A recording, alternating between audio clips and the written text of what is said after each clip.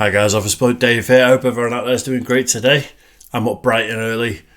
Going to get a few reactions done before I go on holiday tomorrow night. So me and Ash are heading down to Cornwall for a week, taking the kids, and I can't wait. But what that means is early starts. Been recording loads just to try and make sure there's enough content to cover the whole week. And yeah, I'm excited for it. But before I go, I'm going to check out some more non-music content, which I've kind of mooted doing a few times. I'm going to do Jocko Willink, a new video. Jocko does not accept this. You shouldn't either. I've listened to Jocko for quite a while now. I'm sort of like, I dip in and out. But a few years ago when I was going through a little bit of a rough patch, I found Jocko's podcast and listened, and it sort of helped. It makes you want to be like a bit more of a savage, you know, and sort of get on with it rather than start complaining about it. And yeah, there's lots of motivational videos out there from Jocko, which have definitely helped. And yeah, there's a new one. I presume it's a motivational video. It's a clip from his podcast. I presume it says from Jocko Underground 73. But yeah, I'm going to give it a try. Before we get into it though, make sure you like and subscribe. It does mean the world to me. If you want more non-music content, all you have to do is say, I'm open to suggestions now. It's as simple as that. Don't want to step on the Office Blokes' toes with anything, but yeah, I'm going to mainly focus on music, but I'm here for all types of other stuff. So let's do this. Jocko does not accept this, and you shouldn't either. This is the Jocko Underground podcast, number 73, with Echo Charles sitting across from me, and me, Jocko Willink. So I was at a jiu-jitsu tournament recently, and I was coaching one of our students who's a blue belt. Mm-hmm. And she wrestled in high school. She has a good background in jiu-jitsu. She might be related to me. So she did started off the day. You know, we had a bunch of people from Victory there, but the tournament started off with gi. She did gi. She did great. She won gold in that one, and then in no gi, which she wrestled in high school. So what are you thinking? Yeah, you're thinking it's gonna be. That's kind of our, her AO. And anyways, she lost her first. She's going against a really, really good bunch of really good girls. I mean, a blue belt right now, like, and actually no gi. So some of these girls are not blue belts. Some of them maybe purple belts or whatever. I don't necessarily know what these other women were, but she lost her first match, and so she got done, and she's got another match coming up. And before she started her next match, I gave her a little time. Because the last thing you do, like when someone walks off after losing, is immediately just go into critique mode, because that ain't going to land. Especially with my daughter. It ain't going to land at all. So I thought it was because he said she might be related to me. I thought he must be talking about his daughter. I think that's a good bit of advice, though. Like when someone's failed at something, you don't need to go straight in there. Either like backing them up or critiquing. You don't need to go straight in there. Let them have a moment. Let them mentally digest it a little bit themselves before they start taking advice from all corners. I get defensive if I just failed at something and someone comes straight over to me and starts patting me on the back, and it's like, oh, you'll do better next time and stuff. I just get really defensive. It annoys me. I just didn't say anything, let her chill. And then when she's getting ready, like, she kind of gave me a look like, what do you got? What should I do? And I was like, cool. That's like permission to speak. And so I told her, I just said, hey, don't accept anything. And she knew what I was talking about. She knew that in the previous match, which was a tough match, she lost 2-0, but she accepted some things, and she knew what I was talking about. And it happens. It happens in jiu-jitsu, and it happens in life. So, and she actually won the match where she didn't accept anything. She won that next match, and all good. But so, like, rolling with Dean, if I roll with Dean List, who's a world champion guy, really good, like naturally incredibly gifted, jiu-jitsu player. If I go onto the mat and I'm like, oh, no big deal if he does this, no big deal, I'm going to get murdered. Mm-hmm. You have to go in. When I train with Dean, most days, there's some days if he's having a horrible day, maybe I can accept a little bit. But if I want to go in there and actually do well, I can't accept anything. Mm. Think about that. I cannot accept anything. I can't accept it. Mm. I have to fight everything. And if I accept, I get murdered. Okay? So if you're going... Look, and if you're going with someone that's better than you, this is kind of like what you have to do, especially if someone has a tight game, right? Mm-hmm. Someone has a tight game and you accept, they're gonna destroy you. Here's another thing, like I say, you should never voluntarily let someone close their guard on you. There's another thing that people get used to accepting, right?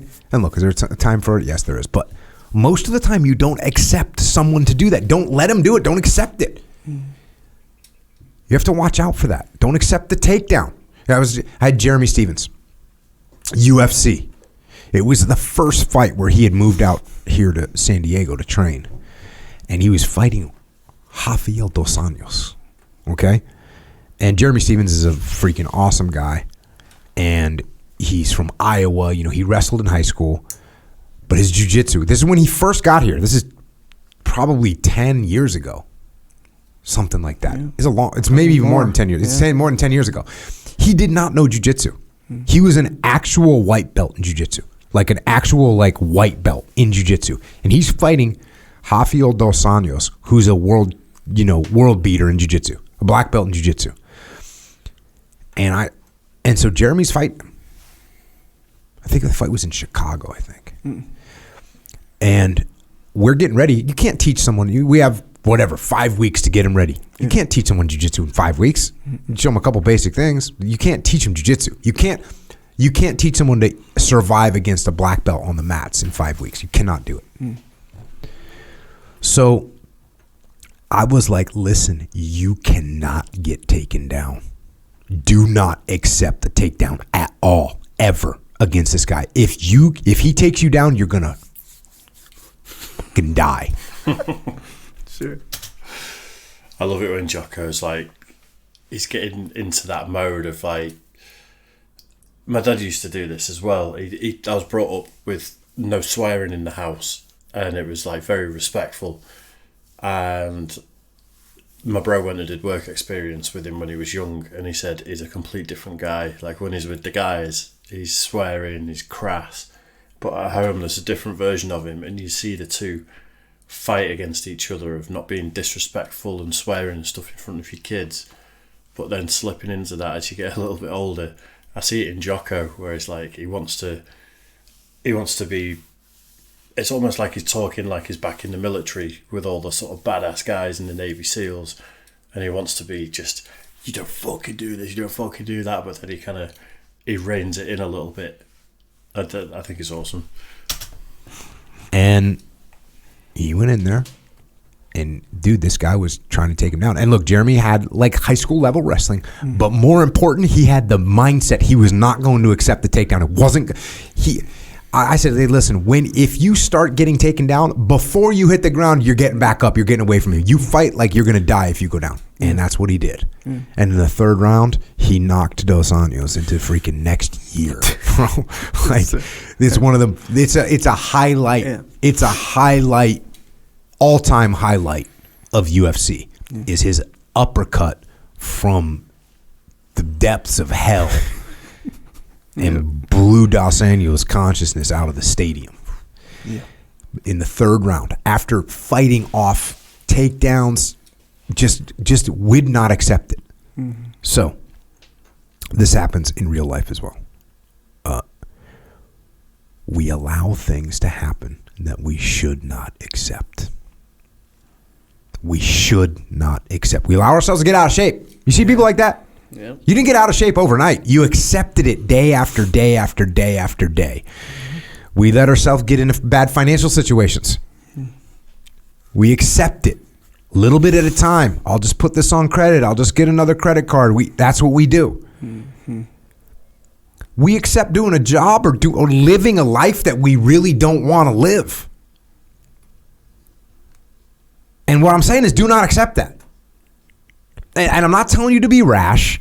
I'm not telling you to go to work tomorrow and quit your job. I'm not telling you to starve yourself if you're fat right now or you're out of shape. But I'm telling you, don't accept it. Figure a way out. It doesn't need to be rash. Let me give you an example. You ever seen the movie Shawshank Redemption? Yes, sir. Okay. He's not accepting his fate. And how long does it take him in that movie to get out of prison? It's like 10 years, right? I think it was like 19 years. 19 years, bro. Yeah. He's plotting, but he doesn't accept it. Everyone else in that movie accepts it. Accepts it to the point that when they get out, they don't want to be out. That's how much they accept their fate. So that's what I'm saying. There's things in life where you cannot accept them. And if you accept them a little bit, you lose everything. I've sort of realised this a little bit where, especially doing my own YouTube stuff and trying to do it in the evenings, where I come home from work, I might have recorded like 6-7 reactions with the Office Blokes. I've worked a full-time job. Maybe I've got the kids in bed at like 8, half 8, and then I come down here to record, and it's like, sometimes it's just hard, and I end up not doing it sometimes, and I end up sitting playing Call of Duty or something instead. And then recently I sort of had the epiphany of get up earlier. If I'm tired at night, I can go to bed earlier, but get up at 6. Get up at 6, work out for 20 minutes, have a quick shower, and then do YouTube stuff for an hour and a half before I even go to work. And a lot of this comes from, is it Ryan Holiday as well, the Stoicism guy, where it's like get up and sort of start the day with wins and achieve things. And I felt significantly better. I just felt really like, just feel a bit more on top of things. And off the back of that, I ended up selling my PlayStation, so I'm not wasting my time doing that sort of stuff. And like starting the day with wins and just not accepting that I'm not getting recording done just because it's late and I'm tired. If that's the case, I'm going to do it early instead, and it's done for the day. So I think I'm trying to implement things like Jocko's talking about. It's easy to listen to something like this and be like, yeah, fuck yeah, I'll just do this. But I think it's a very gradual shift. And just getting up at 6 every day seems to be, it seems to work for me. I mean, I'm tired, don't get me wrong, but I'm getting it done. And that comes from people like, it comes from like the Daily Stoic, and it comes from people like Jocko and people like that. I think it's healthy to listen to guys like this, to be fair. Now look, since we're talking jiu-jitsu a little bit, like Jeff Glover has a way of like over accepting things that works for him, right? Yeah. Like he he'll let someone's going to take his back, he'll roll into it and roll right through it, right? Mm. And you can do that too. I've done that in my life. It's something that I don't really want to do, but I just go for it. I go all in. Like when I went to college, I didn't want to go to college. I just went all in and acted like crazy at college. Just did everything. Just went for it. So that was my way of winning in a situation that I didn't want to be in. I was like, okay, you know what? If I'm in a situation that I don't like, I'm gonna have fun winning at it. Yeah. I went into it. But that's the thing to do. And as much as I talk, look, and there's obviously a contradiction here. I talk all the time about being flexible and taking the indirect approach. And that's the answer, right? Most of the time. But when it comes to your life from a strategic perspective, when you look at your whole life, or you look at certain situations on the jiu-jitsu mat, or you look at certain situations at work, from a strategic perspective, look, you can play the games, you can be flexible, you can take the indirect approach, but make sure that you're not accepting things that you don't truly want to accept. And find a way out, even if it takes 19 years. Start today. That's what I got for you. That's funny. You mentioned Jeff Glover. Mm-hmm. Yeah, his way, because it's technically a bigger picture, more like a more profound level of not accepting it. It's more like I'm going to accept it for a greater unacceptance. Yeah. You know. So it's almost like, and if you apply it like to outside of jiu-jitsu, it's like, hey, if you see little things creeping in, little things that you don't want creeping in, whether it be complacency or whatever, workouts, a lot of times, like you're about to do a workout or something, and you're like, oh shoot, I got to finish this thing. It's important, so I'm going to finish it. And you're like, oh my gosh, I had an hour to work out, and I only have 45 minutes. And then some people are like, I'll just do it tomorrow, right? Or even 30 minutes. They'll be like, okay, I'll do it tomorrow. They'll be like, no, jump in there, and you better do everything you can, kind of a thing, right? But Jeff Glover is like, okay, I'm not going to work out today, but I'm going to make it so whatever I do in that 30 minutes is going to be like, oh, dang, I'm at the end of like whatever day that is or whatever week or whatever. You're going to be kind of glad you did this other thing rather than the workout. Almost like I'm so guilty of that. If I've planned to do something for an hour and I eat into the time, then I'm like, well, there's no point doing it. Take working out as the example. Like I've only been doing 20-minute workouts and they're quite easy to get done. But if I'd up that and I was doing it for an hour and I've got 40 minutes left because I got sidetracked doing something else, my mentality is you can't do it then. And that's one thing I'm trying to work to shift, because I'm kind of like all or nothing with that sort of thing, and I'm like, well, I can't do the proper thing, so why am I going to do it? But then what Echo Charles just said of making it worthwhile by, if you're not going to work out because you've only got X amount of time, you better fill that X amount of time you've got well. Whereas I'll end up sat on the couch with a coffee watching something. Baby steps though. Like it'd be amazing if we could all listen to people like Jocko Willink and Daily Stoic and David Goggins and people like that and just go out there and be savages.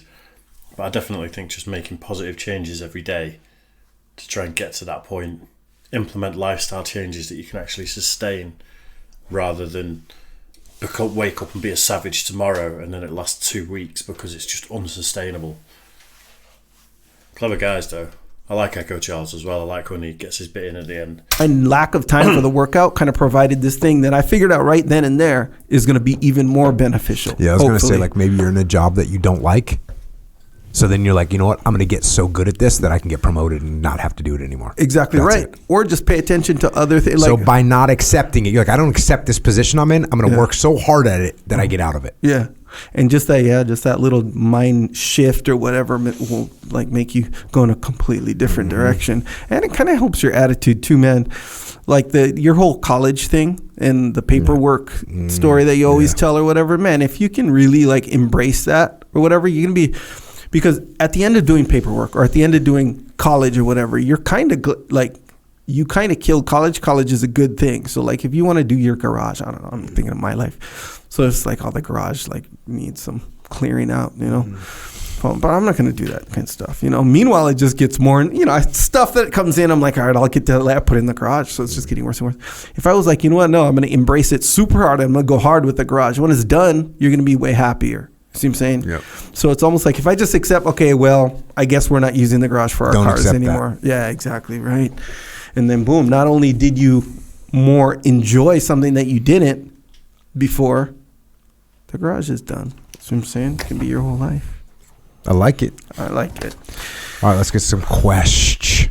First question, Jocko Echo. Huge fan. The podcast helped me tremendously throughout the last few years. I'm 29 years old. I don't want to be...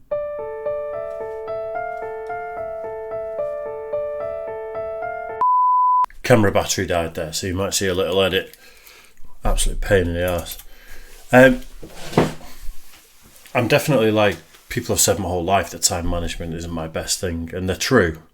It's completely right. And that's part of the thing with getting up early and just trying to like crack on and do the thing. But one thing that I realised, and it's taken being a dad to sort of realise this, is when I'm doing things with the kids, like we were packing down a tent the other night after camping in the garden, and I'm trying to say to my son who's 7, just do the thing, just focus on the thing that you're doing. You know, we're trying to get the tent down, get it clean, fold it up, get it back in the bag. And he's thinking, he's getting distracted, he's looking over at the plum tree to see if any plums are ready, and he's talking about the chickens, and I'm like, just do the thing, literally just do the thing. We're here for a task, do the task. And it's got me being a bit more introspective, thinking, do I do the thing? Like, how am I to tell the kids to do something that I'm not doing? And it's like I'm out of shape at the moment, but I'm talking to the kids about exercise and taking them swimming all the time. But I'm out of shape. and like I'm getting a certain new level of accountability that definitely people like Jocko, listening to these sort of people, it's helping push me in the right direction to do the thing and just do the work. And sort of getting, it sounds ridiculous, I've only been doing it for a few weeks, getting up early, but it has changed my life in certain ways where if I want to sit around in the evening and actually relax once I've eaten, I can, because I've done it. I've done the thing. I've woke up. I've literally worked out. I could work out more, but at the moment I'm trying to do 20 minutes every day. Work out, shower, cold shower, I do every day now, and then a coffee, and then just crack on. By the time I've done that, I get to work at 9 o'clock, and I feel great because I've done so much today already. So yeah, I think there's a lot to be learned from guys like Jocko, Goggins, although we can't all be absolute fucking lunatics like people like Goggins. But yeah, I think that was really insightful.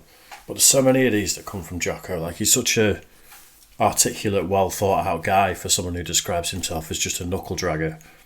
I think he does that so that we underestimate him a little bit, because he's a very, very clever guy. But yeah, I feel motivated now. That was my first reaction of the day. It's 7 a.m. when I started doing that. So I feel motivated to do some more. So I hope you stay with me. I'm going to get back on a bit of music stuff now. And yeah, make sure you like and subscribe. If you want to see more non-music content, all you have to do is let me know. You want to see more Jocko on the channel. I watch some of his stuff anyway, so it's no drama for me to start reacting to it and watch it with you guys. But yeah, I hope you enjoyed, and I will see you all soon. Cheers, guys.